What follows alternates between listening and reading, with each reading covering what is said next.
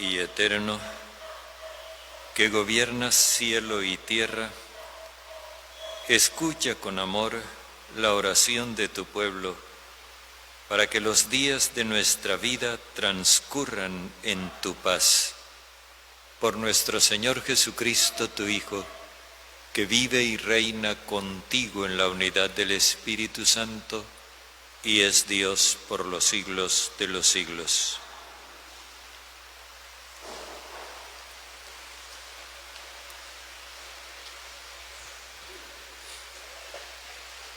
Lectura de la carta a los Hebreos.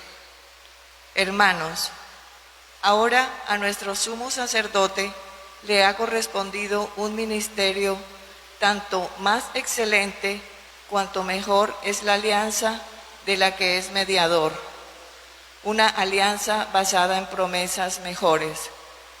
En efecto, si la primera hubiera sido perfecta, no tendría objeto la segunda. Pero a los antiguos les echa en cara: mirad que llegan días, dice el Señor, en que haré con la casa de Israel y con la casa de Judá una alianza nueva, no como la alianza que hice con sus padres, cuando los tomé de la mano para sacarlos de Egipto. Ellos fueron infieles a mi alianza, y yo me desentendí de ellos, dice el Señor. Así será la alianza que haré con la casa de Israel después de aquellos días, oráculo del Señor. Pondré mis leyes en su mente y las escribiré en sus corazones. Yo seré su Dios y ellos serán mi pueblo. Y no tendrá que enseñar uno a su prójimo, el otro a su hermano, diciendo: conoce al Señor, porque todos me conocerán, del menor al mayor, pues perdonaré sus delitos y no me acordaré ya de sus pecados. Al decir alianza nueva, dejó anticuada la anterior, y lo que está anticuado y se hace viejo está a punto de desaparecer. Palabra de Dios. Te alabamos, Señor. La misericordia y la fidelidad se encuentran. Muéstranos, Señor, tu misericordia y danos tu salvación. La salvación está ya cerca de sus fieles y la gloria habitará en nuestra tierra.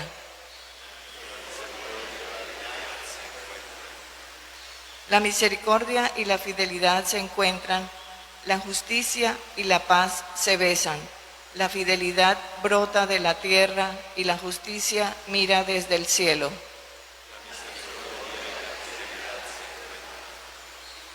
El Señor nos dará la lluvia y nuestra tierra dará su fruto. La justicia marchará ante Él, la salvación seguirá sus pasos. La misericordia y la fidelidad se encuentran. Tu palabra me da vida. Confío en ti, Señor.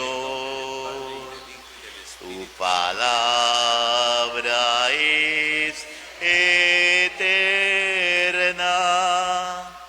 y en ella esperaré.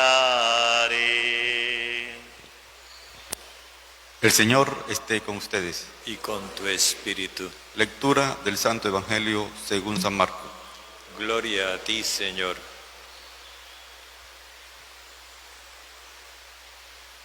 En aquel tiempo, Jesús, mientras subía a la montaña, fue llamando a los que él quiso y se fueron con él. A 12 los hizo sus compañeros, para enviarlos a predicar con poder para expulsar demonios. Así constituyó el grupo de los 12. Simón, a quien dio el sobrenombre de Pedro. Santiago, el de Zebedeo, y su hermano Juan, a quienes dio el sobrenombre de Boanerges, los truenos. Andrés, Felipe, Bartolomé, Mateo, Tomás, Santiago, el de Alfeo, Tadeo, Simón el Celotes y Judas Iscariotes, que lo entregó. Palabra del Señor. Gloria a ti, Señor Jesús.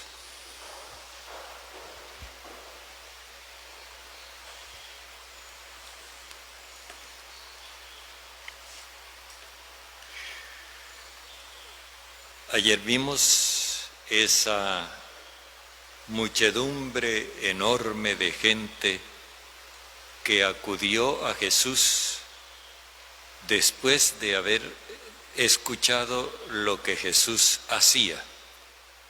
No conocían todavía el mensaje de Jesús, pero estaban enterados de que Él estaba a favor de la libertad de las personas. Por consiguiente, la gente que iba a Él era gente que se sentía oprimida, aplastada, incluso reprimida en sus deseos de vivir. Y ellos, de alguna forma, pretenden como que Jesús les resuelva la situación como por arte de magia, con un chasquido de dedos. Y Jesús hace ver que la cosa no es así. Pero no procede a censurar a la gente, simplemente les dice la cosa no es así. Por eso cuando hablaba de que los espíritus inmundos decían esto o aquello, Él les decía que no dijeran eso, pero no más. Ahí queda la cuestión abierta, pendiente. ¿Qué va a hacer Jesús con esta muchedumbre? Bueno, hoy tenemos una primera reacción. Jesús sube al monte y esta subida al monte implica que Él se sitúa en un espacio, digámoslo así, entre el cielo y la tierra. El monte es el lugar del encuentro con Dios en la historia. Ese es el sentido simbólico que tiene el monte. Pero ahora no sube al monte de Sión, donde estaba el templo de Jerusalén, sino que sube al monte, un monte cualquiera, figurado, que es el espacio del encuentro con Dios en el Espíritu. Y aquí Jesús va llamando a los que Él quiso. Esto es una expresión que tiene doble valor. Cuando dice que fue llamando a los que Él quería, se refiere en primer lugar a los que amaba. En segundo lugar, que lo hacía con plena libertad. Jesús está llamando a los que han decidido seguirlo, que pertenecían a la institución judía, pero que han roto con esa institución porque la institución no acepta a Jesús, no acepta su mensaje del amor universal. Y entonces ellos, al irse con Jesús, se distancian de la institución. A esos 12, Jesús los constituye como grupo y en este momento se ve clara su primera propuesta. Jesús va a crear un nuevo pueblo. Y este nuevo pueblo es el que se va a hacer cargo de la situación que veíamos ayer. Las multitudes judías y paganas que acuden a Jesús en busca de libertad, y Él ahora crea un nuevo pueblo. Así como Jacob tuvo 12 hijos, Jesús ahora con estos 12 discípulos va a constituir un nuevo Israel. En este nuevo Israel podemos notar 3 grupos. Un primer grupo está formado por aquellos a quienes Jesús les puso sobrenombre. Simón, a quien llamó Pedro, por su obstinación, por su terquedad. Y los 2 hijos de Zebedeo, a quienes llamó los truenos. Nosotros diríamos los bocones, por su espíritu mandón y su deseo de poder. Ese es el primer grupo, esos 3. Notamos una cosa, cuando Jesús los llamó, eran 2 parejas de hermanos, Simón y su hermano Andrés. Aquí no aparece Andrés. Aquí aparecen solamente los 3 más radicales. Estos son los 3 más difíciles. Y por eso, cuando Jesús va a tomar decisiones que afectan al grupo, a los 3 que saca aparte son estos: Simón o Pedro, Santiago y Juan. Luego vienen 8 encabezados por Andrés, que no van a aparecer en el resto de la narración del Evangelio, excepto Andrés, que va a ser mencionado en el capítulo 13 en representación de los 8. Estos 8 son los que van a seguir a Jesús sin problema de ninguna clase. Por eso, de ellos no se hace mención más adelante, porque no hay ninguna situación especial problemática que referir de ellos. Y por último, aparece Judas, grupo aparte, que fue el traidor. Si nos damos cuenta, el primero del grupo se llama Simón y el anterior a Judas también se llama Simón. El primero tiene el nombre de Pedro, el sobrenombre de Pedro. El segundo era un celote. Celote, para que nos entendamos, equivaldría hoy a guerrillero. El grupo que Jesús ha escogido no es la gran maravilla, no es un portento de santidad, es un grupo, como lo vemos, mixto y al mismo tiempo conflictivo. Pero eso es lo que hay, y Jesús lo escoge con libertad y con amor.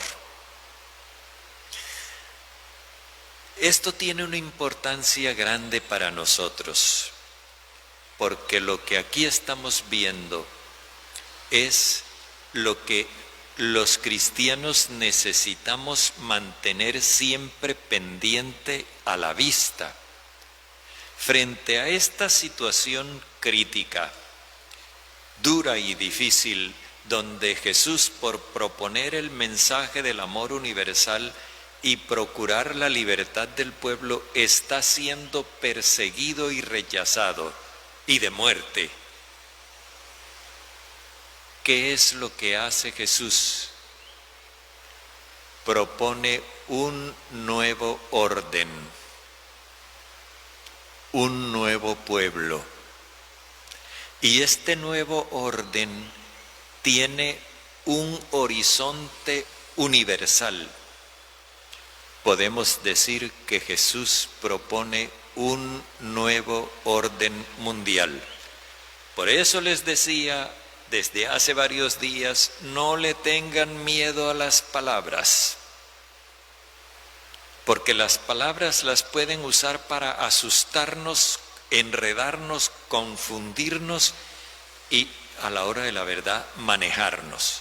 Jesús propone un nuevo orden mundial. Y este nuevo orden mundial es muchísimo más audaz de lo que nosotros a simple vista podemos ver. Ahora nos están diciendo a raíz de la pandemia que con la vacuna, porque pues hay una cantidad de gente que está temerosa de conspiraciones, eso siempre lo ha habido. Entre los judíos, ustedes ven la reacción de rechazo que hay respecto de Jesús y sus discípulos, porque ellos están proponiendo una sociedad diferente. Y en el Imperio Romano ni se diga.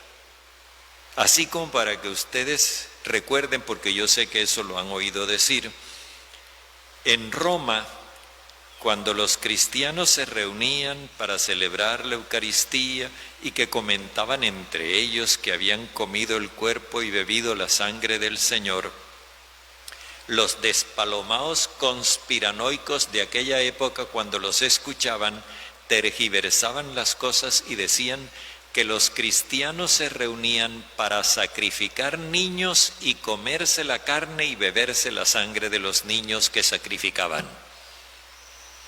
Esto es viejo, Entonces, ahora nos están asustando con el cuento de que nos van a cambiar el ADN. Jesús sí que propone un cambio de ADN radical, porque nos va a cambiar el ADN de hijos de Adán para convertirnos en hijos de Dios. Que nos van a inyectar una vacuna con ARN mensajero para que nosotros podamos generar defensas. Y sí, Jesús también nos va a infundir el mensaje de la buena noticia para que nosotros tengamos la capacidad de no dejarnos arrastrar ni por la mentira ni por la violencia. Fijémonos qué fue lo que hizo Jesús con los discípulos a los que constituyó en el grupo de 12. Dice, los llamó para que estuvieran con él.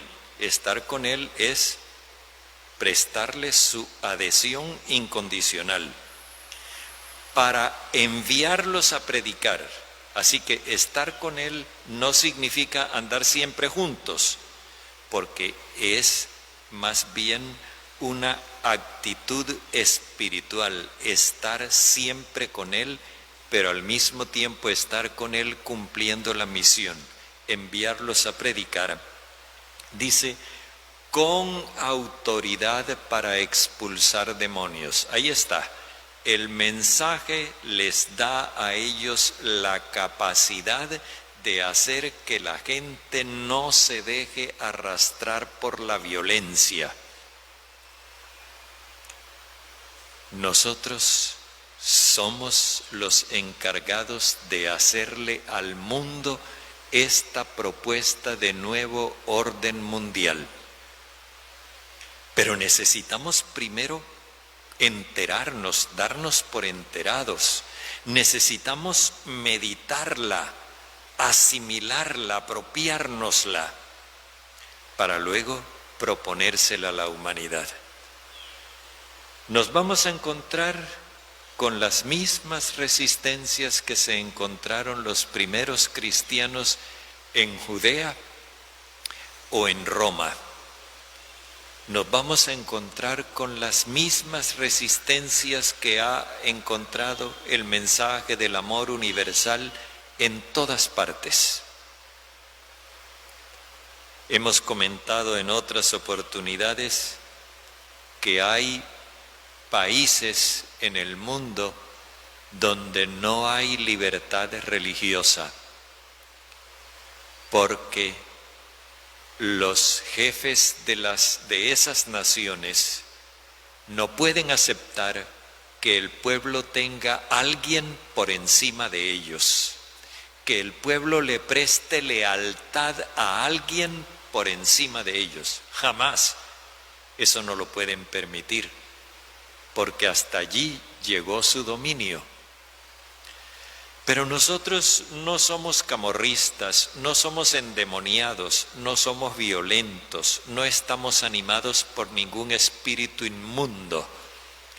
Nosotros estamos animados por la verdad de Dios, que es su amor, por el Espíritu de Dios. Y todo lo que Dios propone con nosotros es elevarnos, impulsarnos a crecer, ennoblecernos. Y esa es la propuesta que nosotros tenemos para hacerle a la humanidad. Los temores que hoy expresan como temores de conspiración que nos van a transformar en qué sé yo qué, todo eso resulta a la hora de la verdad especulaciones, suposiciones, conjeturas, y hay quien las cree, y porque hay quien las cree se forman todos esos partidos, bandos, resistencias, en fin, lo que nosotros estamos viendo a diario. Y eso ya sabemos que ha sido siempre así, seguirá siendo así. También con la buena noticia va a suceder lo mismo. De hecho, está sucediendo, incluso dentro de la Iglesia. El Papa Francisco ha insistido tenazmente en que volvamos a la verdad del Evangelio. Y hay que ver la leña que ha llevado el Papa Francisco. Jesús decía, si a mí me persiguieron, también a ustedes los perseguirán. Si han vigilado mi mensaje, también vigilarán el de ustedes. Pero de todas maneras, no tengan miedo, yo he vencido el mundo.